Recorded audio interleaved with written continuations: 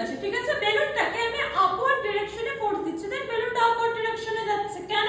কারণ কোন অবজেক্টের উপর আমরা যে ডিরেকশনে ফোর্স দিই সেদিকে অবজেক্টের লিনিয়ার মোশন হয়। আপওয়ার্ডে ফোর্স দিচ্ছি বলে আপওয়ার্ডে লিনিয়ার মোশন হচ্ছে। ওকে, এবার সেম ভাবে আমি যদি বেলুনটা একটা এন্ডকে ফিক্সড করে দিই, মানে একটা এন্ডকে কোনো কিছুর সাথে বেঁধে দিই বা একটা এন্ডকে আমি ধরে রাখি, তাহলে কি হচ্ছে? এবার এই বেলুনটাকে আমি রডের সঙ্গে বেঁধে দিয়েছি। সেম ভাবে খেয়াল করবো, হ্যাঁ, আমি বেলুনটার উপরে আপওয়ার্ডে ফোর্স লাগাচ্ছি। দেখ বেলুনটা কি পুরোপুরি আপওয়ার্ডে যাচ্ছে? বেলুনটার উপর আপওয়ার্ডে ফোর্স লাগাচ্ছি। দেখ বেলুনটা আপওয়ার্ডে যেতে যেতে কিছুটা লেফট সাইডে বেন্ড হচ্ছে, আপওয়ার্ডে যেতে যেতে কিছুটা লেফট সাইডে বেন্ড হচ্ছে। কেন?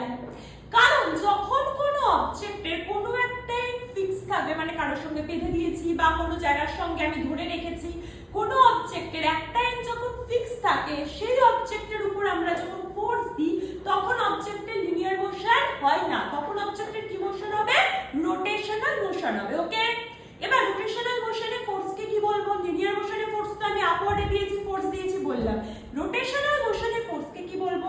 রোটেশনাল মোশনের ক্ষেত্রে ফোর্সকে বলে টর্ক। ওকে, এবার এই টর্কের ভ্যালু কার সঙ্গে সমান কোণ দেবো? হ্যাঁ, আপওয়ার্ড ডিরেকশনে ধর আমি ফোর্স দিয়েছি F। ওকে, আপওয়ার্ড ডিরেকশনে ফোর্স দিয়েছি আমি F। ওকে, এবার এই আপওয়ার্ড ডিরেকশনের ফোর্স আর যার রেসপেক্টে ঘুরছে এটাকে আমি ধরছি অ্যাক্সিস।